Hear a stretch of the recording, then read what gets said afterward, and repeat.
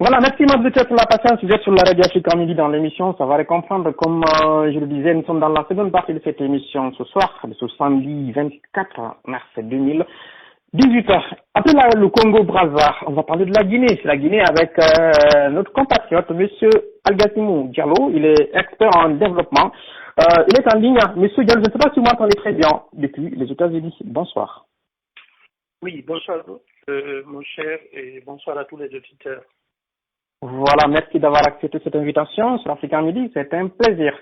Alors, on aura 3 points abordés avec vous. On va parler un peu de votre parcours, rapidement. Ensuite, on va parler d'une initiative, qu'on a souvent vu sur les réseaux sociaux, hein, pour ceux qui sont connectés, c'est la question du café citoyen. Et ensuite, on aura quelques questions à votre endroit parlant de la Guinée. Voilà, je rappelle, donc vous êtes, comme je le disais, vous êtes expert polyvalent en développement, voilà, et vous avez 15 ans d'expérience professionnelle en Guinée et dans d'autres pays. Vous avez 3 diplômes post-universitaires en développement local, en ingénierie des projets de coopération et en métier de la formation des formateurs, voilà, et beaucoup de choses, hein. Vous intervenez dans beaucoup de domaines, entre autres le management des projets et de programmes, la coopération internationale, l'aide publique au développement, le développement local, la décentralisation, la bonne gouvernance, l'ingénierie de formation de protection sociale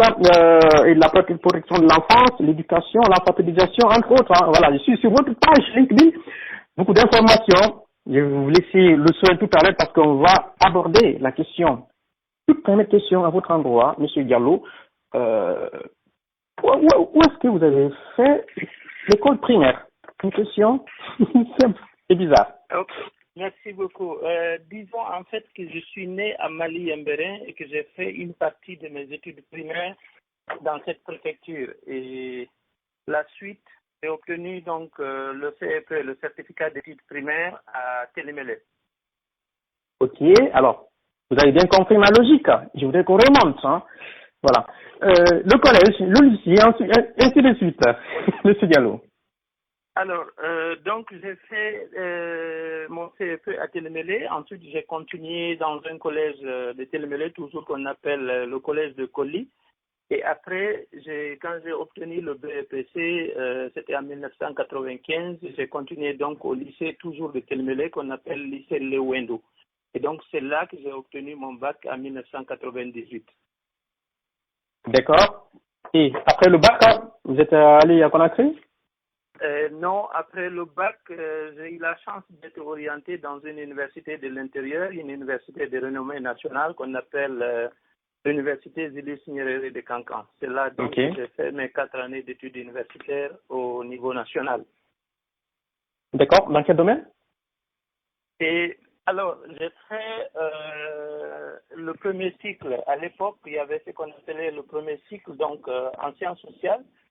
Et je me suis spécialisé donc pour passer le DEG, le diplôme d'études universitaires générales en sciences humaines. Et une fois que j'ai obtenu donc le DEG en 2000, je me suis spécialisé en lettres modernes. Donc c'est là que j'ai fait ma licence et la maîtrise. D'accord. Une licence et une maîtrise en lettres modernes. Bien. Oui. Ok, côté littéraire. Ensuite, Monsieur Diallo, après lettres modernes.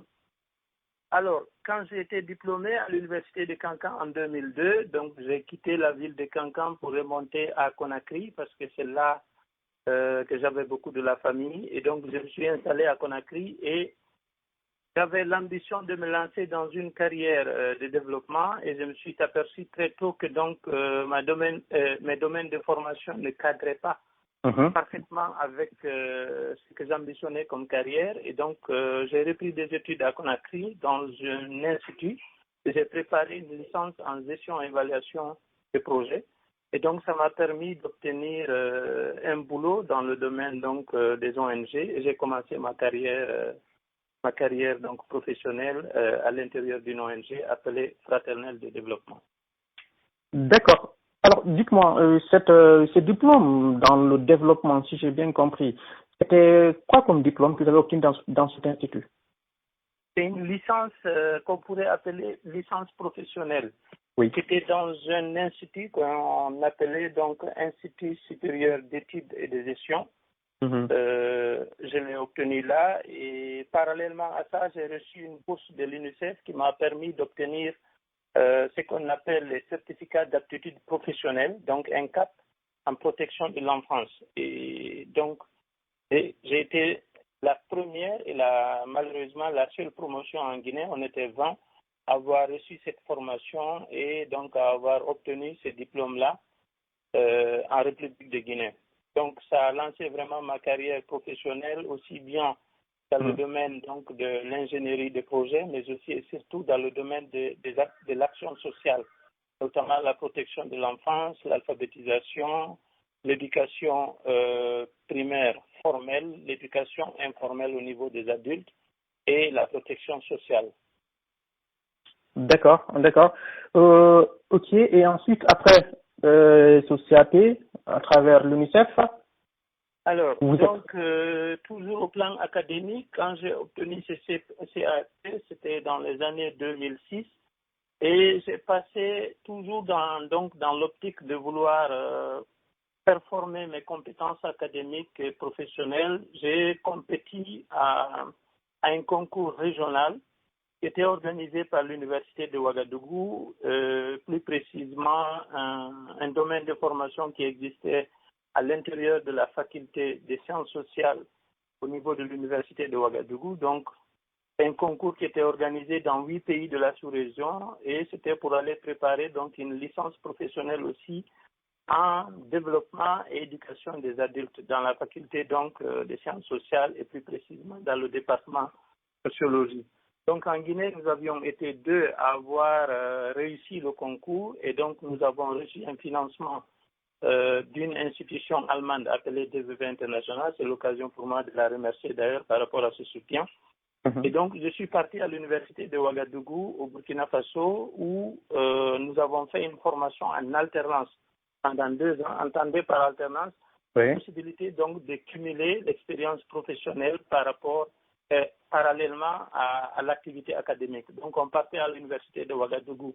Ça a commencé en mars 2007 et on partait donc faire 1 mois de formation intense. On revenait sur le terrain faire 3 mois de pratique et on repartait encore. Donc pendant 2 ans, j'ai fait ça en 2007 et 2008. D'accord, 2007 et 2008. Ensuite, vous êtes resté à Ouaga? Non, la fin de ma formation à l'université de Ouagadougou a coïncidé donc avec la prise du pouvoir par l'armée en Guinée, ce qui a malheureusement eu des effets sur le financement du développement. Et donc l'ONG pour laquelle j'ai travaillé a connu ce qu'on appelle le gel de financement. Donc il y a certains partenaires qui nous finançaient et qui ont décidé, comme le pays était tombé dans l'instabilité institutionnelle et que le pouvoir en place n'était pas démocratique, ils gelaient donc le financement. Et à cause de ça, donc, mon salaire était menacé. Et automatiquement, j'ai pu trouver du boulot au Mali. Et donc, j'ai commencé ma carrière internationale par la République du Mali. Et j'y suis allé en octobre 2009. Donc, c'est là que j'ai continué pendant quelques années au Mali, notamment de 2009 donc à 2011. Et là aussi, concours de circonstances, je gagne une bourse pour aller donc continuer mes études en Europe. D'accord. Mais au Mali, vous travaillez dans quel domaine? C'était quoi exactement votre mission? Alors, au Mali, j'ai été recruté par une ONG malienne. C'était d'ailleurs à l'époque la plus grande parce qu'elle avait une centaine d'employés, notamment avec des professionnels venus d'une dizaine de pays. Donc, moi, j'ai été recruté là d'abord comme assistant technique chargé d'accompagner le département de développement social. Et par la suite, j'ai eu une promotion. Je suis devenu la 2e personnalité au sein de l'organisation. Et donc, j'ai été promu au poste de responsable des programmes. Donc, je venais directement après le directeur exécutif. Et cette ONG travaillait donc dans le domaine du développement durable à travers ces 3 piliers. Donc, le développement économique, le développement social et l'écologie. D'accord, d'accord. Comment s'appelle cette ONG? Ça s'appelle AMED, Association malienne pour l'éveil au développement durable. C'est une ONG dont le siège social est basé dans la région de Sikasso, et plus précisément dans une ville qu'on appelle Koutchala, mais avec des interventions dans 4 régions maliennes sur les 8 que compte le pays. Mhm. D'accord. Donc, du Mali, vous êtes allé en Europe, dans quel pays pour continuer les études? Alors, du Mali, j'ai eu la chance d'être le seul boursier financé par une organisation allemande. À l'époque, on appelait EED. C'est une organisation à caractère religieux qui finançait donc des gens qui souhaitaient partir pour des études post-universitaires. Et la sélection se faisait sur dossier. Et donc, en Afrique francophone, j'ai été le seul à l'époque à avoir été financé. J'ai parti donc continuer mes études post-universitaires dans l'Université catholique de Lyon d'abord, plus précisément dans le centre qu'on appelle le CIEDEL, Centre international pour d'études de développement local. Et donc, j'ai fait de septembre 2011 à septembre 2012 ma formation à Lyon et ça m'a permis d'obtenir le diplôme d'expert en développement local. Et au vu de mes résultats, l'organisation a accepté donc de financer une formation complémentaire pour moi pour que je parte suivre ça, soit à la Sorbonne à Paris ou alors à Lille, à l'université Lille 1 de Lille. Et donc, je suis parti à Lille plutôt que d'aller à la Sorbonne parce que la formation à Lille, elle était plus professionnelle qu'académique et elle accueillait plus de professionnels en reprise d'études plutôt que d'étudiants en formation continue. Voilà. Donc, je suis parti et j'ai fait encore à Lille 1 an, donc jusqu'en juin 2012. D'accord. Et ça m'a permis d'obtenir donc un master 2 en ingénierie de projet de coopération. Bien. Ça, on était là, nous sommes en 2012. Et de Lille, c'était où la prochaine destination? Alors, de Lille, j'ai décidé de rentrer en Afrique parce que j'avais l'avantage, contrairement à plusieurs de mes collègues, de connaître déjà le terrain, d'avoir une expérience nationale, mais d'avoir aussi une expérience régionale. Donc, de la France, j'ai décidé de rentrer en Afrique, d'abord en Guinée, parce que ma famille, je l'avais ramenée du Mali à la Guinée à cause de la guerre qui s'était déclenchée au nord Mali. Et donc, j'ai postulé comme consultant pour aller évaluer un programme de l'Agence française de développement en Guinée. Et j'ai été retenu. Donc, de la France, je suis reparti automatiquement en Guinée. Et pendant 8 semaines, j'ai travaillé pour l'AFD pour évaluer un programme qui était conduit par le SCAC, le service culturel de l'ambassade de France en Guinée. Et pendant que je faisais donc cette évaluation, et je continuais à postuler pour rechercher du boulot aussi bien en Guinée qu'à l'international, le jour où j'ai fait ma restitution à l'ambassade de France, j'ai reçu le même jour un appel pour dire que des dossiers que j'avais déposés pour le Burkina Faso avaient été retenus. Et donc, quelques jours après, je suis parti au Burkina pour commencer une carrière dans ce pays. Ça, c'était en 2013? Ça, c'est en 2013, oui. D'accord. Comment, au Burkina, c'était quoi concrètement votre travail? Alors, au Burkina, j'ai été recruté sur un projet expérimental, la seule expérience en pays francophone jusqu'à maintenant au niveau international. C'était en fait un partenariat entre l'Université Columbia des États-Unis, qui est une université très célèbre ici à New York, et la Fondation Terre des Hommes Lausanne, qui est une institution qui travaille dans le domaine de la protection de l'enfance.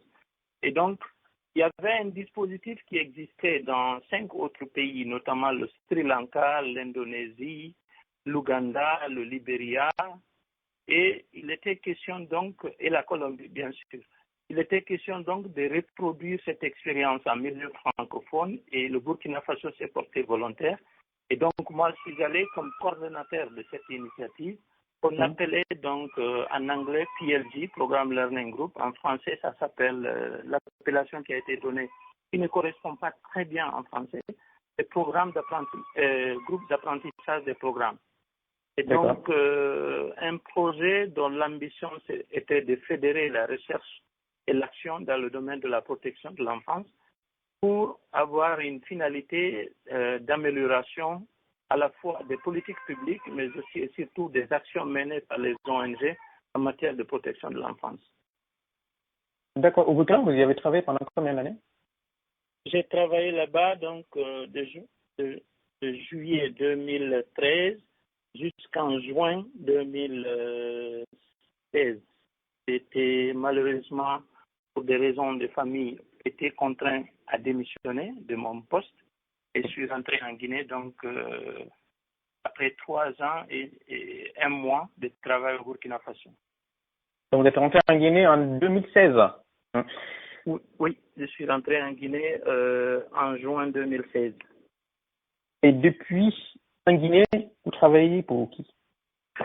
Alors, je voudrais d'abord ouvrir la parenthèse pour vous dire que je suis rentré en Guinée pour des raisons de famille. En fait, oui. J'ai perdu mes 2 parents, ma maman et mon papa, dans un intervalle de 4 années. Et moi, je suis né au sein de ma famille. Donc, quand j'ai perdu mon papa, et c'est celui-là qui vivait donc avec mes jeunes sœurs et certains de mes cousins, et je me suis dit que donc la responsabilité, c'était que moi-même, je rentre en Guinée pour m'occuper un peu de mes frères, de mes cousins et de mes jeunes sœurs. C'est vous l'aîné? La chance aussi, voilà, c'est moi qui suis l'aîné. Pour qu'ils aient aussi la chance de continuer à fréquenter l'université sans pour autant avoir à perdre leur cycle, mais aussi et surtout à sentir l'absence des parents. Donc, quand j'ai décidé de rentrer, j'étais en vacances en Europe. C'est de là que j'ai pris la décision. À l'époque, j'avais informé une partie de ma famille qui était en Guinée, notamment des oncles et des tantes, mais tout le monde était opposé à ce que je rentre. Mais je me suis dit que de toutes les façons, si je ne rentrais pas, peut-être que mes sœurs risquaient d'être données en mariage précoce et que leurs études auraient été stoppées, malheureusement, et que si cela arrivait, mes parents ne seraient jamais fiers de moi. Donc, j'ai préféré stopper ma carrière internationale, retourner en Guinée. Mais avant de retourner, j'ai pris la décision de postuler à des offres que j'avais vues sur Internet et entre autres au programme des Nations Unies pour le développement. Et dès que j'ai postulé, j'ai été retenu. Donc, quand je suis rentré en Guinée, je l'ai fait à partir de l'Europe où j'étais en vacances. Et une fois en Guinée, j'ai pris fonction au PNUD. J'ai commencé à travailler. Et c'est quand j'ai fait 1 mois au PNUD que je suis reparti en Guinée. Ça coïncidait à la fin, non, plutôt au Burkina, ça coïncidait à la fin de mes vacances. Et je suis allé donc informer l'institution pour laquelle je travaillais pour dire que j'étais dans l'obligation de rentrer en Guinée. Mon papa étant décédé au Burkina, l'institution savait déjà que c'était possible que je quitte le Burkina Faso pour des raisons de famille. Et donc, ils n'ont posé aucun problème. Je suis rentré en Guinée, donc travailler pour le PNUD. D'accord. Et donc, jusqu'à présent, vous travaillez toujours pour le PNUD? Non, j'ai travaillé avec le PNUD seulement 7 mois. Malheureusement, ça ne répondait pas trop à mes orientations professionnelles et éthiques. Disons que les orientations professionnelles, oui, ça répondait à mes orientations parce que j'avais toujours nourri l'ambition de travailler pour des institutions internationales et notamment pour le programme des Nations Unies, qui est la plus grande institution internationale d'aide publique au développement.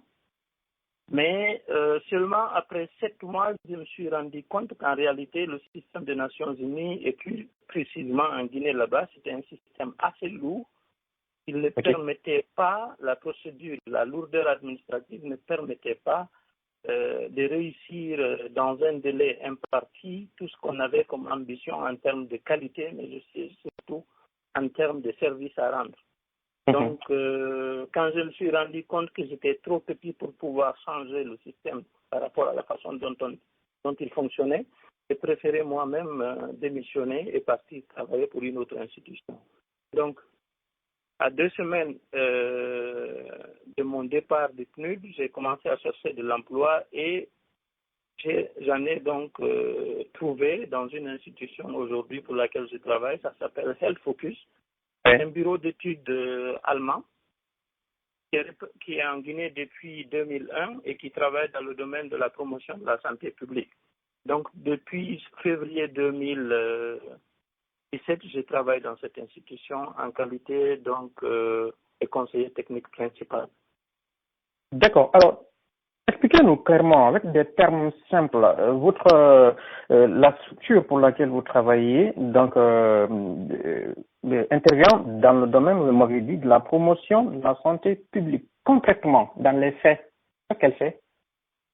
Alors, dans les faits, en tant que bureau d'études, ayant aussi un statut d'ONG international, nous travaillons donc au quotidien dans le cadre d'accompagnement à la fois des politiques publiques, donc nous accompagnons le ministère de la Santé, nous accompagnons aussi les acteurs qui sont sur le terrain, que ce soit des acteurs communautaires ou les services techniques déconcentrés du ministère de la Santé, à promouvoir des meilleures pratiques en matière de santé publique. Nous n'intervenons pas au point de vue clinique, nous intervenons plutôt sur la santé publique. Et donc ces interventions-là se font à travers des renforcements de capacités, entendez par là des formations et des coachings. Ça se fait aussi à travers le renforcement des capacités institutionnelles, notamment en accompagnant la mise à disposition d'un certain nombre d'équipements. Et ce que nous avons fait jusqu'à maintenant, c'est par exemple aménager des laboratoires à l'intérieur de certaines formations sanitaires et aussi renforcer les capacités de ces laborantins qui interviennent au niveau des centres de santé et des hôpitaux préfectoraux et parfois régionaux. Et aussi équiper ces laboratoires-là en intrants et en équipements de haute technologie, mais aussi et surtout, c'est accompagner la mobilisation communautaire à travers notamment la structuration, le renforcement des capacités de ce qu'on appelle les comités de gestion et d'hygiène en santé. Donc, nous intervenons aussi bien au plan institutionnel, donc un travail de collaboration et de partenariat avec le ministère, mais nous intervenons aussi au plan technique à travers les démembrements du ministère au niveau des districts sanitaires régionaux ou préfectoraux. Mais nous travaillons aussi avec les acteurs communautaires parce que le système de santé doit allier à la fois le système institutionnel et le système informel, donc porté par les acteurs communautaires. Donc c'est sur toute cette chaîne que nous travaillons. Et moi qui ne suis pas spécialisé en santé, je n'interviens pas beaucoup à ce niveau-là, mais j'interviens beaucoup plus au niveau du management, notamment dans le cadre de la mobilisation des ressources, dans le cadre aussi de l'accompagnement du partenariat, donc la collaboration quotidienne avec le ministère, mais aussi et surtout, j'interviens aussi dans le management quotidien des équipes que nous avons, donc les équipes opérationnelles, je les accompagne par rapport à la définition de leurs rôles et responsabilités, par rapport à leurs interventions, par rapport à l'affinement de leur stratégie d'intervention, mais aussi et surtout à faire du suivi et de l'évaluation de ce qu'ils font sur le terrain pour s'assurer que c'est en adéquation avec nos procédures, à la fois au niveau administratif, mais aussi et surtout au plan technique. Bien. Monsieur Diallo, est-ce que vous est arrivé une fois, je ne sais pas moi, l'idée de travailler pour l'administration guinéenne ou pour nos institutions? Oui, en fait, pour tout bon patriote, parfois, c'est à la fois un devoir, un honneur de se mettre au service de son pays pour pouvoir travailler. Mais vous voyez, avec la situation actuelle en République de Guinée, c'est très difficile pour moi de pouvoir y travailler. D'abord, mon éthique, c'est que je ne souhaiterais jamais dans ma vie pouvoir utiliser des ressources publiques pour satisfaire des besoins personnels. Donc, en termes plus clairs, je ne voudrais jamais être quelqu'un qui détourne de l'argent pour des fins personnelles. Quand vous regardez aujourd'hui la façon dont notre administration travaille, vous vous rendez compte à travers les salaires qu'en réalité, il n'y a pas beaucoup de choses à gagner. Et malheureusement, moi j'ai une grande famille, je me suis habitué au travail dans les institutions et je suis allé jusqu'à devenir expatrié avec tous les avantages que cela renvoie pour moi et pour ma famille. Donc aujourd'hui, si malgré ma volonté à vouloir travailler pour l'administration guinéenne, malheureusement, le niveau de traitement salarial ne me permet pas de pouvoir y travailler parce que, contrairement à beaucoup de gens qui y travaillent, je ne vais jamais utiliser les ressources publiques pour satisfaire les besoins de ma famille. D'accord. Alors, vous qui êtes expert en développement, parlant de la Guinée, de cette l'administration guinéenne, donc je comprends par là les raisons qui font que, en tout cas pour l'instant, vous n'envisagez pas de travailler pour l'administration guinéenne. J'ai envie de poser une question. C'est vrai, elle est très globalisante et peut-être voilà, de plus ou moins compliquée. Il fallait catégoriser les problèmes de la Guinée en fonction des priorités. Oui. Quelle serait votre réponse? Alors, si aujourd'hui on a envie de faire de sorte que la Guinée se développe, à mon avis, il y a nécessité d'agir d'abord sur le levier de la justice. Le principal problème, la principale entrave au développement de la Guinée en ce moment même, c'est vraiment l'injustice.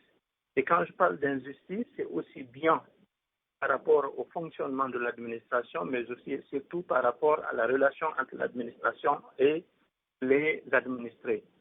Quand vous regardez ce qui se passe aujourd'hui en Guinée, vous vous rendez compte que c'est un pays en réalité qui n'a même pas besoin d'aide extérieure au point de vue financier. Parce que c'est un pays très riche. Moi, j'ai vécu dans des pays qui, sans aide extérieure, ne pourront jamais s'en sortir. C'est le cas du Mali, c'est le cas du Burkina Faso, c'est le cas du Niger, c'est le cas du Tchad. Ça, c'est des pays sahéliens. Ils n'ont pas eu la chance d'avoir donc des facteurs climatiques favorables pour que les pays puissent s'autosuffire en termes de développement. Ce n'est pas le cas en Guinée. En Guinée, je n'abuse pas, même quand vous plantez un caillou, il va germer. À plus forte raison, si vous plantez, par exemple, de la nourriture. Alors, quand je regarde donc la Guinée, je me suis dit que non seulement avec nos ressources intérieures, on a la capacité de pouvoir amorcer le processus de développement. Et donc, qu'est-ce qui fait que jusqu'à maintenant, on n'a pas réussi à être même au même niveau que ces pays dont j'ai cité tantôt, au point de vue infrastructure, au point de vue développement économique? C'est parce qu'il y a la corruption. Et qu'est-ce qui favorise la corruption en Guinée? C'est l'impunité.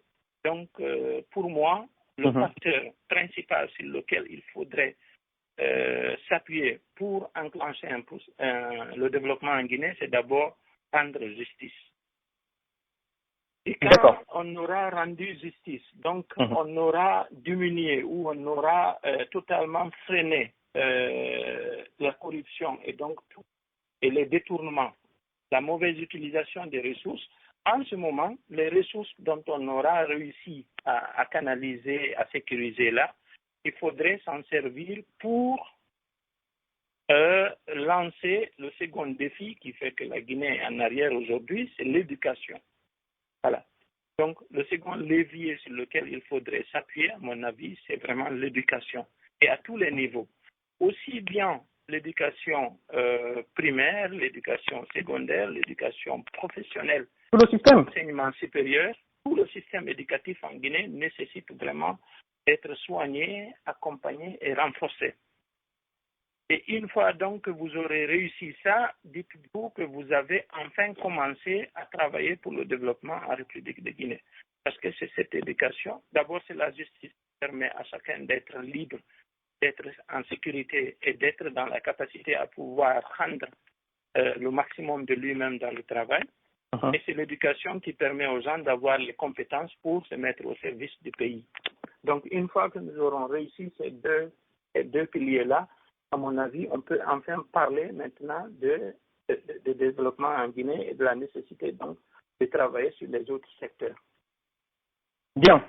La justice et l'éducation, les priorités. Aimable auditeurs, notre invité de cette seconde partie ce soir, M. Algassimou Diallo, il est guinéen, il est expert en développement. Si vous voulez poser des questions, appuyez sur l'étoile 61. Si vous nous écoutez à travers le numéro Zenolive, appuyez simplement sur la touche 5 pour pouvoir poser vos questions. Monsieur Diallo, alors je vais alterner avec les auditeurs, ensuite des questions que je poserai au fur et à mesure. Tenez, ceci dit, on va prendre cet auditeur du côté de Zenolive. Son nom n'est pas indiqué. C'était un appel anonymat. Alors je vais ouvrir votre micro, monsieur ou madame, si vous m'entendez. Votre micro est ouvert. Attendez, non, j'arrive. Bon, ce micro ne s'ouvre pas. Bon, je vais revenir à quelqu'un d'autre entre-temps. Monsieur Mohamed Diallo du côté de Lyon. Votre micro est activé. Mohamed, bonsoir. Oui, bonsoir M. Ba et bonsoir M. Diallo. Bonsoir, monsieur Bas. Mohamed, excusez-moi. Oui, bonsoir M. Diallo. Félicitations pour votre parcours, c'est vraiment admirable. Vous montrez que même en partant de notre quelqu'un qui se bat depuis notre système peut arriver à votre niveau. Et je suis très content de ce que vous avez dit par rapport à ce qu'il nous faudrait, c'est-à-dire l'éducation et l'égalité, la loi dans notre pays. Qu'est-ce que vous avez remarqué dans les autres pays, au Burkina, au Mali, qui est différent de chez nous? La justice, comment l'État travaille par rapport aux citoyens, comment les citoyens agissent par rapport à leur pays. Si vous pouvez nous donner un peu d'exemples, comment vous avez senti la différence de vie entre chez nous et ces différents pays qui nous entourent. Ok, merci beaucoup. C'est une question assez pertinente. Alors, par rapport à ce que j'ai vécu au Burkina et au Mali, disons qu'aujourd'hui, ces pays-là sont différents de nous parce que tout simplement, c'est des pays qui ont réussi à avoir d'abord une administration performante, une administration au compte des populations, qui travaille pour les populations, et une administration où il existe ce qu'on appelle la notion de rendre compte. Quand vous partez au Burkina, vous voyez les infrastructures dans lesquelles les fonctionnaires travaillent. Vous allez vous rendre compte qu'en réalité, parfois, nous avons de meilleures infrastructures qu'en termes, par exemple, de bâtiments administratifs, parfois de mobilier à l'intérieur. Mais malgré tout, il y a plus de motivation, il y a plus de regards citoyens, il y a plus d'engagement de la part de leurs fonctionnaires que de nôtres. Je sais qu'au niveau salaire, certainement, ils sont supérieurs, ils sont mieux payés que nous, mais en réalité, au-delà du simple fait que les salaires sont plus élevés que nous, je pense qu'il y a un certain nombre de facteurs qui font que, à leur niveau là-bas, l'administration est plus dynamique, elle est plus continue, elle est plus efficace que la nôtre. Parce que à leur niveau là-bas, en réalité, il y a ce qu'on appelle d'abord l'évaluation quotidienne. Vous ne verrez pas un fonctionnaire malien, un fonctionnaire burkinabé qui travaille durant toute l'année sans avoir l'obligation de rendre compte et d'être jugé sur la base des résultats qu'il aura obtenus au niveau semestriel ou au niveau annuel. Et quand vous regardez aussi les promotions, généralement à l'intérieur de l'administration de base, je vais dire au plus bas de l'échelon, quand vous regardez le système de recrutement, c'est un système de recrutement d'abord basé sur l'objectivité. Quand les gens qui sont recrutés, c'est des gens qui ont les compétences nécessaires par rapport donc aux emplois auxquels ils sont recrutés. Mais au-delà de ça, le système surtout d'évolution à l'intérieur donc de la fonction publique, c'est un système basé sur la performance. C'est-à-dire que je donne chaque fois l'exemple à des gens. J'ai fait des réunions avec les directeurs nationaux de l'action sociale au Burkina, c'est-à-dire ceux-là qui sont au niveau du ministère de l'action sociale. On en a un aussi en Guinée. Les directeurs régionaux, au Burkina, il y a 13 régions. J'ai fait une réunion de 2 jours avec les 13 directeurs régionaux. Mais le premier constat que j'ai fait, c'est que c'est des gens, quand vous venez à une réunion, ce pas des gens qui vous réclament de l'argent. C'est-à-dire ils ne s'intéressent pas à savoir combien vous leur donnez comme per diem, mais ils s'intéressent plutôt à l'agenda, au contenu et à la façon dont ils vont apporter des réponses par rapport aux préoccupations dont vous avez à discuter. Premier constat. Deuxième constat, c'était donc des gens qui étaient relativement assez jeunes, parce que la moyenne d'âge était autour de 40 ans, contrairement à ce qui se fait en Guinée, où on estime collectivement qu'il faut être vieux pour avoir le pouvoir. Et troisième constat que j'ai fait, c'est que tous ces 13 directeurs régionaux ont commencé par être des attachés de l'action sociale. C'est-à-dire qu'ils ont commencé à travailler comme attachés de l'action sociale au niveau des sous-préfectures. Ensuite, ils ont passé des concours pour venir faire l'inspection de l'action sociale dans une école qui existe à cet effet. Ils ont ce qu'on appelle l'École nationale des travailleurs sociaux. Ensuite, ils ont été promus au niveau des préfectures. Ensuite, sur la base de leur performance, ils ont été promus au niveau régional. Et leur ministre au Burkina, personne ne peut être ministre de l'action sociale s'il n'a pas suivi ce parcours ascendant. Alors qu'en Guinée, on peut débarquer aujourd'hui un ministre dans un département ministériel technique, comme l'enseignement supérieur ou bien l'enseignement préuniversitaire, ou bien l'action sociale sans que l'intéressé n'ait aucune expérience en lien avec ce domaine. Donc voici un peu ce que j'ai remarqué ailleurs et qui est malheureusement n'est pas appliqué en République de Guinée. Donc, et pour résumer, c'est d'abord le recrutement objectif. D'accord. Deuxièmement, c'est l'existence d'un plan de carrière. Et troisièmement, c'est la notion de rendre compte avec la possibilité de subir la loi au cas où vous n'êtes pas performant par rapport au service public que vous délivrez. Bien. D'accord. Monsieur Diallo, une deuxième chose.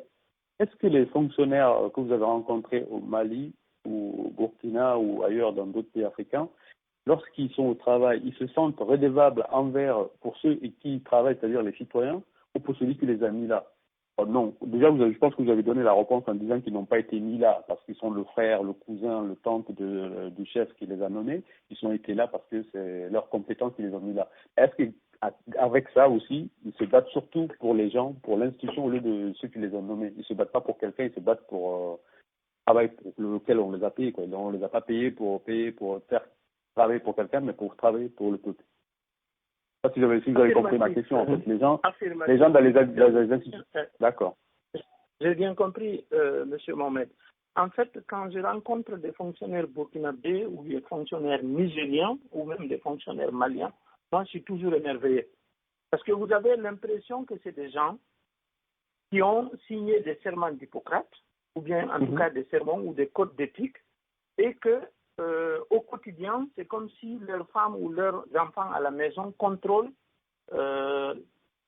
font un contrôle de l'égalité. C'est-à-dire, est-ce qu'aujourd'hui tu as répondu réellement aux attentes que les populations ont de toi? La preuve en est que quand il y a eu les événements sociaux au Burkina Faso, avec la crise de l'article 37, le jour où Blaise a été chassé, le lendemain, l'administration burkinabé a travaillé. Et les jours qui ont suivi, malgré tout ce qu'il y avait comme confusion au niveau politique, les secrétaires généraux ont pris la relève des ministres et ont fait fonctionner l'administration burkinabé. C'est-à-dire qu'il n'y a pas eu un seul jour de chômage à cause de la situation politique qui prévalait dans le pays. Est-ce qu'en Guinée, si aujourd'hui, je ne le souhaite pas, des événements sociaux amenaient le gouvernement actuel à quitter, les secrétaires généraux de nos ministères seraient en capacité de pouvoir organiser l'action publique et continuer à répondre, tout en se disant que de toutes les façons, nous ne sommes pas des politiques, nous sommes plutôt là au service des citoyens. Bien, merci M. Diallo, c'est très important ça c'est un truc très important. Merci de faire partager vraiment votre expérience. Même pas la peine d'aller faire chercher des expériences en Europe. Là, le fait que vous parcourez l'Afrique, vous avez vraiment des bons exemples. Merci M. Diallo et continuez. Merci félicitations. beaucoup. Merci à vous. Voilà, Monsieur Alberto Diallo, avant de clore cette partie, parce qu'on tendance vers la fin, je voudrais savoir, en fait, sur les réseaux sociaux, on a souvent constaté de cette initiative de café, comment elle s'appelle? Quand je dis que je vois, c'est café citoyen, voilà, café citoyen, je ne sais pas, une sorte de rencontre des Guinéens pour débattre. Expliquez-nous, c'est quoi concrètement? À quoi ça consiste? Alors, disons que le café citoyen est une des initiatives des citoyens engagés de Guinée. C'est-à-dire que nous avons un mouvement social qu'on appelle les citoyens engagés de Guinée. Et parmi les actions que ces mouvements-là réalisent, il y a le café citoyen. Donc, il faut commencer par parler du mouvement citoyen, des citoyens engagés de Guinée. Ah d'accord, donc c'est un mouvement à la base qui est créé et qui organise ces cafés citoyens. Exactement. Alors, le mouvement les citoyens engagés de Guinée, c'est un mouvement donc social qui est composé de plusieurs personnes vivant en Guinée et vivant à l'extérieur de la Guinée, des Guinéens et des non-Guinéens, et qui ont comme point commun la volonté de pouvoir agir pour que la Guinée redevienne enfin un pays normal. Parce que nous partons tous d'un seul et unique constat, c'est qu'en réalité, dans le mode de fonctionnement actuel de la République, en réalité, qu'il y a un dysfonctionnement total entre ce que nous avons comme loi, ce que nous avons comme règle et ce que nous avons comme pratique. Donc, on considère qu'il y a un dysfonctionnement. Et au départ, c'était à travers donc des dénonciations sur les réseaux sociaux par rapport aux réalités qui sont vécues dans le pays. Et donc, on nous a appelés des saboteurs, nous avons accepté le terme, et donc on se disait qu'on était les saboteurs traumatisés de Guinée. Et à un moment donné, quand on a commencé à être très nombreux, on s'est dit, OK, le terme saboteur est un terme péjoratif.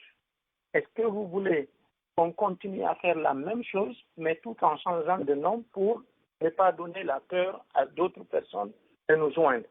Et en ce moment, on a lancé un sondage. Les saboteurs traumatisés de Guinée, on est passé à citoyens engagés de Guinée. Et donc, ce sont là des Guinéens, des non-Guinéens aussi. Donc, il y a des non-Guinéens qui vivent en Guinée ou qui vivent ailleurs, et qui estiment qu'en réalité, aujourd'hui, même si on a prôné la gouvernance, on a prôné la justice, on a prôné la bonne gouvernance, en réalité, ce ne sont que des théories. En termes de pratique, rien n'est fait.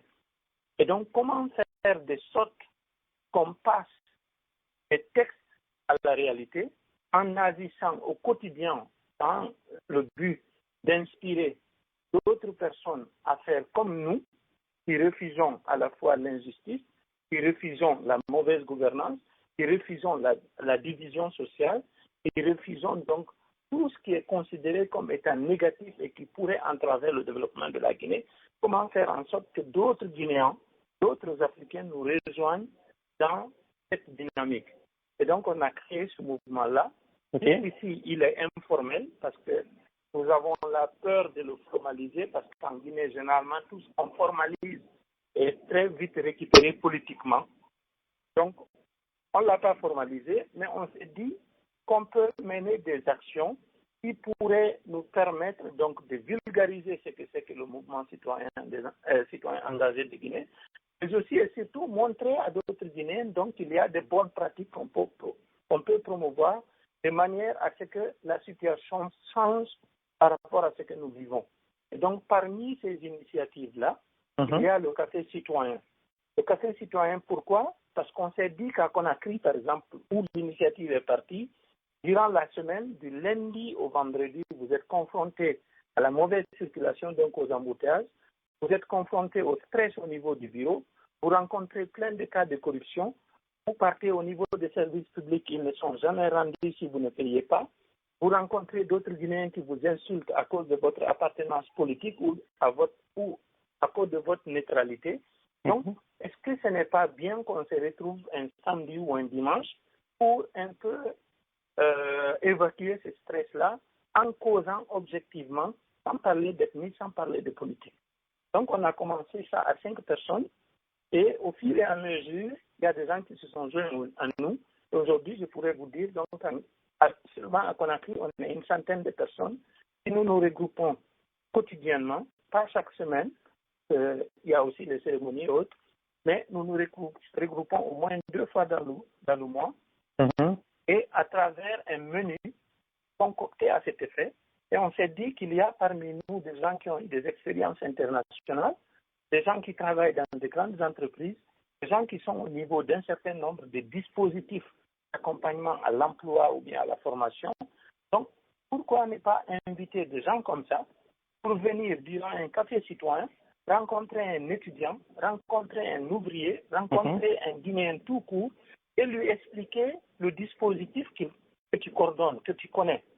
Comment, par exemple, amener un Guinéen qui travaille dans une ONG depuis 10 ans à avoir une expérience au-delà du niveau national? Donc, à ces occasions, chacun fait un témoignage par rapport à son vécu et pendant qu'on est en train de siroter du café, du bissap, du gingembre ou bien du thé. Voilà. Donc, on sympathise autour d'une tasse de thé, du café, d'une boisson, tout en renforçant l'unité entre les Guinéens, mais aussi surtout en promouvant l'unité nationale. Bien, alors j'avais une autre question, mais entre-temps, je vais prendre un nouvel auditeur. Monsieur Dingsiti, du côté des États-Unis, Monsieur Mohamed Diallo Dingsiti, vous m'entendez? Votre micro est activé. Bonsoir. Ok, bonsoir Ibrahim Ahmed, comment ça va? Ça va, merci. Et vous-même, monsieur Diallo, j'espère que la neige, ça va mieux. Oui, ça va, ça commence à changer, mais il fait toujours froid, mais on s'accroche. Il n'y a pas de problème, quoi. Il faut s'accrocher. Il faut s'accrocher, monsieur Diallo. Ah oui. Allez-y. Je salue notre invité là-bas. Je le remercie. Et moi, c'est toujours Mohamed Ding City. On m'appelle l'homme de la frontière du nord-est des États-Unis d'Amérique et du Canada profond. Et j'ai suivi sa narration parce que vraiment, on sent qu'il a l'expérience parce qu'il connaît bien les États-Unis encore, et la référence mondiale, et son carnet d'adresse est plein. Mais moi, je voulais, si tu veux, le demander une question, parce que la situation guinéenne en ce moment-là, est-ce qu'on a l'espoir que ça peut changer en Guinée dans le cadre du travail, comment il évolue et quelles difficultés il rencontre pour nous dire ici la réalité profonde. Il ne peut pas connaître tout, mais la réalité sur le terrain, parce que il a l'expérience et il collabore avec beaucoup de gens. Est-ce qu'on peut avoir encore espoir? Pour combien de temps? Ou bien est-ce qu'on peut évoluer sans craindre encore pour ne pas effrayer les autres, mais on veut une réalité, réalité pour qu'ils nous fassent comprendre, pour que les autres aussi, est-ce que puissent aller en Guinée sans difficulté. Oui. Pas effrayer les gens, mais je veux qu'ils soient sincères avec nous. Quoi. Merci beaucoup et Bien. le combat continue. Le combat continue. Monsieur Diallo, est-ce que vous l'avez entendu? Oui, j'ai bien entendu M. Mohamed Dengseki et je suis très heureux donc de pouvoir répondre à sa question. Sa question, elle est très complexe, mais je vais donner mon point de vue en tant que Guinéen, connaissant d'autres contextes, mais aussi et surtout en tant que Guinéen vivant en Guinée depuis bientôt 2 ans. Je voudrais lui dire que les entraves aujourd'hui pour qu'il y ait du travail, pour qu'il y ait la justice, les difficultés qu'on y rencontre en Guinée et qui sont de nature donc à décourager d'autres Guinéens à rentrer, mais aussi et surtout à décourager les Guinéens qui sont là-bas et qui les poussent donc à sortir du pays, sont de 3 ordres. Premièrement, c'est la corruption. Malheureusement, le niveau de corruption en Guinée est très élevé. Et vous avez suivi un peu les statistiques internationales. Même au niveau de l'Afrique, notre rang, il est très très honteux. Parce qu'on fait partie donc des pays les plus corrompus au niveau de l'Afrique. Et moi, en dehors de la RDC, du Cameroun, du Gabon peut-être, je ne connais pas un autre pays le plus corrompu en Guinée sur les 52 États que compte l'Afrique. Ah bon? Donc la corruption est une vraie entrave à notre développement. Okay. Que ça soit aussi bien au plan social qu'au plan économique. La deuxième entrave liée donc au bien-être en Guinée et au développement, c'est la division. C'est-à-dire qu'aujourd'hui, les acteurs politiques utilisent la division comme un instrument pour pouvoir continuer à régner et à sauvegarder leurs intérêts. La troisième difficulté majeure, c'est l'intimidation. C'est-à-dire qu'aujourd'hui, quand vous repartez en Guinée, vous ne voulez pas vous mêler de ce qui se fait là-bas. Vous ne voulez pas faire comme ce que la majorité des Guinéens font, c'est-à-dire corrompre et promouvoir l'injustice et la division. On considère que vous êtes un ennemi commun à abattre et donc on vous intimide. Si vous vous laissez intimider, il y a certains qui prennent peur, qui disent « Ok, je retourne pour ne pas qu'on note ma vie ici ». Il y a certains qui changent de position pour dire « Ok, de toutes les façons, même Dieu voit qu'en réalité, ma vie est menacée si je ne fais pas comme ce qu'ils font ». Voilà, moi, je refuse de le faire jusqu'à maintenant parce que j'ai une chose qui m'oriente, c'est ma foi. Elle me dit que rien ne m'arrivera en dehors de la volonté d'Allah. Voilà. Et donc, je ne suis pas du tout sceptique. C'est-à-dire que je n'ai jamais perdu espoir qu'il y a la possibilité de changer les choses en Guinée. Au point de vue travail, emploi, je me dis que ce qui nous fatigue aujourd'hui pour pouvoir créer de l'emploi, c'est deux choses. Premièrement, c'est la corruption qui existe au sein de l'administration publique où vous avez plus de 40% de taux de vieillissement des gens qui ont changé leur âge et qui ont maintenant le même âge que leurs premiers enfants. Tout ça pour ne pas aller à la retraite. Oui. Si on assainit très bien le fichier de la fonction publique, on a la possibilité de créer de l'emploi et d'employer à peu près tous ceux qui ont fini leurs études en Guinée. Parce que vous avez à l'intérieur du fichier de la fonction publique en Guinée des gens qui sont morts, qui continuent à être payés. Donc on peut utiliser ces salaires-là pour payer de nouveaux fonctionnaires. Mais il y a un nettoyage de ce fichier, je crois, qui a démarré au niveau du gouvernement. On vous a parlé là, c'est un nettoyage qu'on peut considérer comme une opération tape à l'œil. Parce qu'ils ont nettoyé, ils ont fait semblant d'avoir nettoyé, ils ont annoncé des statistiques, mais aujourd'hui, ces recrutements encore frauduleux sont plus massifs. Donc, et en plus de ça, on n'a pas envoyé des gens à la retraite. Pour aller à la retraite en Guinée, il faut mourir ou bien il faut être physiquement inapte.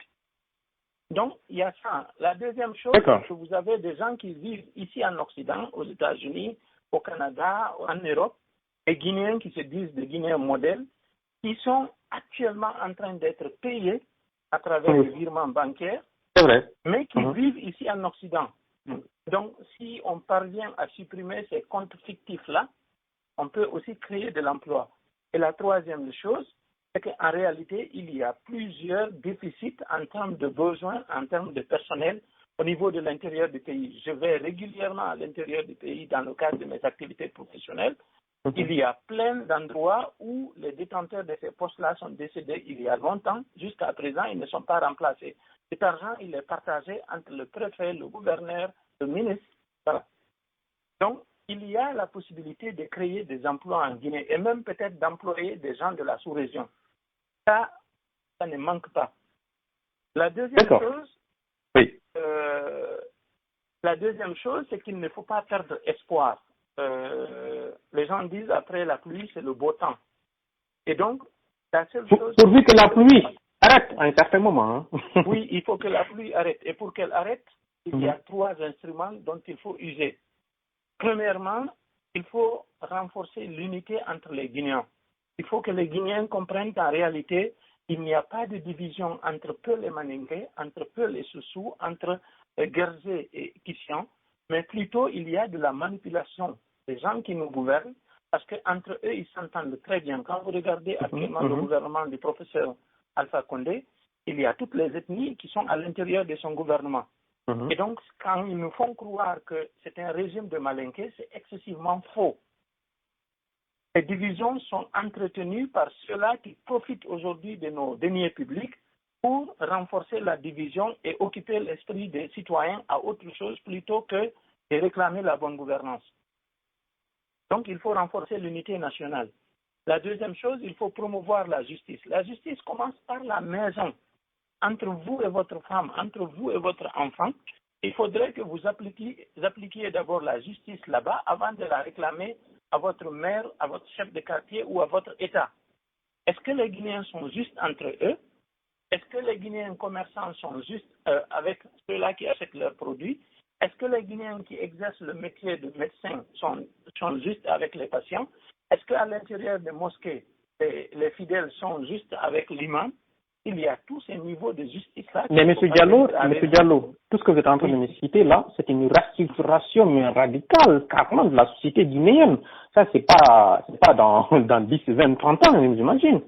Non, je vous dis une chose, M. Ahmed. En fait, ce qui est possible, ce qui est difficile, c'est le changement par le haut. C'est-à-dire que si aujourd'hui on a des autorités qui sont éthiques, qui sont conscientes, et qui respectent la loi, automatiquement, vous verrez que le Guinéen de Yomou, le Guinéen de Sérédou, le Guinéen de Poredaka, il va automatiquement changer. D'accord, on a besoin de l'exemplarité. Exactement, nous avons besoin de modèles au plus haut niveau. D'accord. Donc, après la justice, il faut enclencher enfin le processus de développement. En Guinée, on ne parle pas de développement jusqu'à maintenant. Et il faudrait donc enfin enclencher ce processus de développement. Et celui-ci passe obligatoirement par l'aménagement des infrastructures. Nous n'avons pas de routes, Nous n'avons pas de chemin de fer, nous n'avons pas de système de transport, nous n'avons rien. Nous n'avons pas d'eau, nous n'avons pas d'électricité. Et tant qu'il n'y a pas ces ingrédients, on ne peut pas parler de développement. Ah, j'imagine. Alors, M. Diallo, voilà, il reste 5 minutes, ensuite on clôture cette émission. Je prends un troisième auditeur et ça sera pour vous réunir afin de nous donner votre mot de conclusion. M. Amadou, du côté des États-Unis, votre micro, il est activé, si vous m'entendez. Bonsoir. Bonsoir, M. Ba. Comment allez-vous? Ça va, merci. Et vous-même? Ça va très bien, grâce à Dieu. Vraiment, c'est la bienvenue. Notre invité là, vraiment, il faut que les Guinéens parlent pour que la Guinée bouge. Il faut que les Guinéens prennent conscience que la Guinée appartient à tous les Guinéens et essayer de faire une division pour régner, pour que nous puissions bouger. Aujourd'hui, c'est le seul pays dans le monde colonie, seul pays qui reste roulé sur la société que les Français ou bien les Anglais ont tracé le moment de la colonisation. Ouais. L'héritage colonial. Aujourd'hui, c'est le seul pays au monde aujourd'hui que tout le reste du pays, comme notre invité a dit, on ne parle pas de développement de la Guinée. Depuis que le pouvoir l'a aidé, on parle que de politique. Et il y a des intellectuels qui savent ça, qui soutiennent ça encore. Il faut faire comprendre, c'est ça qui fait mal. Que Dieu nous donne longue vie, que Dieu nous change cette régime pour que nous puissions se développer. Ce n'est pas de question pour notre invité, seulement pour le féliciter et encourager les Guinéens qui restent de voir ce monsieur-là, de collaborer avec lui pour que nous puissions voir notre Guinée, chère Guinée, pour Dieu. Merci beaucoup, M. Ba, de m'avoir donné la parole. C'est un plaisir, c'est votre droit, M. Amadou. Alors, M. Diallo, j'ai 2 questions. Ensuite, après les avoir répondu à ces questions-là, ce sera votre mot de conclusion. Quel est votre conseil à l'endroit de la diaspora? Beaucoup vous écoutent actuellement, beaucoup vous écouteront au moment de la rediffusion. Les gens ont envie de rentrer, il y en a qui ont des projets. Quels sont vos conseils à leur endroit? La deuxième question, en Guinée, quand on veut créer une entreprise, vous conseillerez dans quel domaine? Où précisément? Et comment? Ok, merci beaucoup. Un petit commentaire déjà par rapport à ce que M. Amadou a dit. Oui, c'est très regrettable qu'aujourd'hui en Guinée, nous manquions des infrastructures de base, qui sont les vecteurs du développement. Quand vous prenez les routes, nous avons aujourd'hui plein de préfectures en Guinée qui ne sont pas reliées et qui posent énormément de problèmes. Je vous donne un seul exemple. Dinguiraï se trouve dans la région administrative de Farana.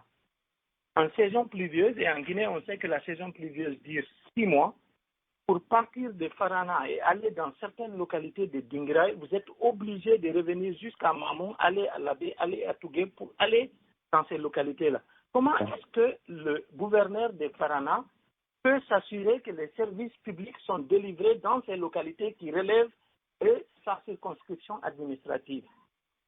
Donc, le manque d'infrastructures routières est un véritable entrave au développement en Guinée, ce qui fait que nos productions pourrissent à l'intérieur du pays. Et la Guinée, c'est le seul pays aujourd'hui que je connais dans la sous-région qui n'a pas d'autoroute à l'intérieur du pays. C'est le seul pays que je connais dans la sous-région où il n'y a pas d'autoroute à l'intérieur du pays. C'est vrai que je ne me suis pas promené partout, mais je connais au moins 25 pays africains. Mais c'est regrettable que nos autorités ne comprennent pas que sans route, sans moyens de communication, sans eau, sans électricité, on ne peut pas du tout amorcer le plus petit niveau du développement local.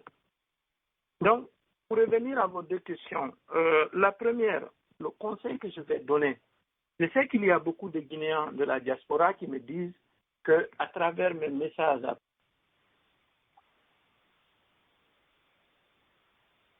Allô, M. Diallo, est-ce que vous m'entendez? M. Diallo. Ok, alors je ne sais pas, je crois qu'on a perdu M. Diallo entre-temps. Voilà, mes auditeurs. Tenez, donc on va voir ça, comment pouvoir le connecter. Voilà. Oui, justement, on a perdu. Je vous demande de garder l'alignement de l'auditeur. Donc, je vais revenir dans quelques instants. Une petite pause, une courte pause, le temps qu'on reconnecte notre invité, Monsieur Algassimou Diallo. Les révolutions qu'ont connues le monde ont été violentes pour qu'au-delà de cette violence, il y ait la paix et que chaque citoyen puisse jouir de sa liberté. Faut-il la violence? Faudrait-il la violence? Mais si la parole ne règle pas, devant cette urgence, il faut des actes concrets. On ne peut pas se mettre à venir faire des discussions, des tables rondes, des négociations, pendant que les gens sont sous la torture au moment où je vous parle. Ça, je vous l'accorde. Exactement. Alors, je vous l'accorde. maintenant, dans cette situation, on n'a que deux choix. Soit que les décideurs se décident de le faire maintenant, ou que les citoyens africains le fassent à leur place. Parce que c'est notre devoir. Nous avons des frères dans ces États-là. Nous avons des amis. Nous avons des alliés. Il y a combien? Il y a plus de 700 Guinéens aujourd'hui en Libye dans cette situation-là. Et vous pensez que dans ces 700 Guinéens, il n'y a pas... Voilà, merci pour la patience. Donc, comme je disais, c'était une interruption. Mais notre invité est de retour. Monsieur Diallo, est-ce que vous m'entendez bien? Oui, je vous entends très bien. Bien, allez-y, continuez. Alors, donc, je disais par rapport à vos deux dernières questions. D'abord, qu'est-ce que je conseille aux Guinéens de l'étranger? Donc, je disais qu'il y a beaucoup de gens qui me reprochent pour dire que les publications quotidiennes que je fais sur les réseaux sociaux sont de nature à décourager des Guinéens à rentrer. Mais chaque fois que quelqu'un me le dit, je lui demande où est-ce que moi je suis. J'avais la possibilité de vivre aux États-Unis, j'avais la possibilité de vivre au Canada, j'avais la possibilité de vivre en Europe. Et j'ai eu la possibilité de vivre dans d'autres pays africains, mais aujourd'hui, je suis en Guinée. Donc, même si je dénonce la mauvaise gouvernance, je dénonce les difficultés liées à la vie là-bas, je suis là-bas avec ma femme et tous mes enfants. Donc, je me dis que on peut se poser des questions quant à la possibilité de rentrer, de quitter, par exemple, la France, aller au Sénégal ou bien aller au Mali. Mais pour un Guinéen, il n'y a pas de question à se poser quant à la possibilité de quitter la France et rentrer en Guinée. Mais M. Diallo, j'ai envie de vous dire s'il y a des questions à se poser. Je vous donne l'exemple là. Et vous-même, vous travaillez pour les institutions. Quelqu'un qui n'a pas, je ne sais pas, moi j'imagine, un contrat qui lui permet à un certain moment de suffire à ses besoins, c'est logique qu'il se pose ces questions-là, non? Justement, ça c'est en lien avec votre deuxième question. Est-ce qu'il y a la possibilité d'entreprendre et si oui, dans quel domaine? Allez-y. Donc, je me dis en fait que quand quelqu'un qui a eu de l'expérience, un diplôme étranger, de l'expérience et peut-être la possibilité de mobiliser un minimum de capital, peut rentrer en Guinée, il peut rentrer. C'est un pays. Et nous avons tous le devoir de travailler pour promouvoir la justice, la sécurité, la paix, le développement en Guinée. Donc, je voudrais dire ici, à travers votre radio, qu'il y a la possibilité pour tous les Guinéens de revenir en Guinée. Maintenant, ce qu'il faut savoir, c'est que vous n'aurez pas le même cadre de vie, vous n'aurez pas les mêmes avantages en restant à l'étranger qu'en rentrant dans votre pays. Et justement, il est de notre devoir de créer et de faire en sorte que ces avantages-là aussi existent en Guinée. Donc, l'appel que je lance à la diaspora guinéenne, notamment à la diaspora qui a réussi à avoir des diplômes, a réussi à avoir des expériences professionnelles, qui a réussi à avoir des capitaux, c'est de revenir massivement en Guinée. Parce qu'en revenant massivement, nous revenons avec de nouveaux modèles, nous revenons avec de nouvelles expériences et nous sommes capables, à travers notre de faire en sorte que les mentalités changent au niveau national. Tant que nous sommes 2, 10, 20, 50 à rentrer en Guinée, la masse critique qui existe là-bas, elle est plus grande que nous, notre modèle de vouloir fonctionner.